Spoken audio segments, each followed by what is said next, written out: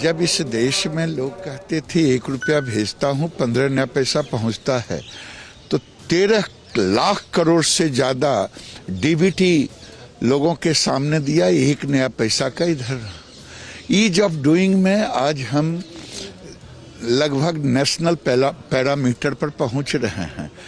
Paperless, आज निर्मला जी का ये बजट मोदी के उन नीतियों को सामने लाएगा जो उनका उद्देश्य। डिपार्टमेंट में पेपरलेस चल रहे हैं, पहले फाइलें जाती थी, अब फाइलें नहीं जाती है, अब कंप्यूटर से होता है। तो ये एक मोदी की सोच की एक परिलक्षण है।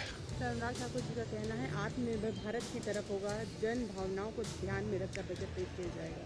देखिए, देश में गालियां देने का काम राहुल गांधी जैसे विपक्ष ने कभी, पूरी दुनिया ने सराहने का काम किया कोविड में नरेंद्र मोदी को, लेकिन विपक्ष राहुल गांधी जैसा अन्य विपक्ष ने कभी मोदी को सराहा नहीं, क्या क्या नहीं कहा। लेकिन आप देखें ग्रेजुअली जो जीएसटी बढ़ा है, ये मोदी के आर्थिक नीतियों के कारण ही बढ़ा। सर, एक सवाल और, असदुद्दीन ओवैसी जी का कहना है अगर यूपी का एंटी कन्वर्जन लॉ लागू होता तो बाबा साहेब। तो देखिए, गिरिराज सिंह केंद्रीय मंत्री कहते हुए कि पहले लोग कहा करते थे कि 1 रुपया भेजो तो कुछ पैसे पहुंचते हैं, अब तो 13 लाख करोड़ हम लोगों ने डीबीटी के जरिए भेज दिए।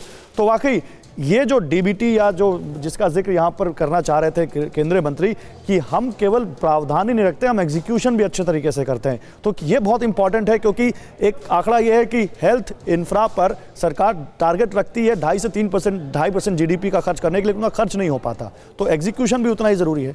देखिए, जहाँ तक बात है डीडीटी की, तो ये एक वेलकम स्टेप था, लेकिन जहाँ तक हम बात करें अगर इक्विटी की, तो equity DBT direct benefit transfer जो कहते हैं, अच्छा, ठीक है, मैंने समझा डीडीटी।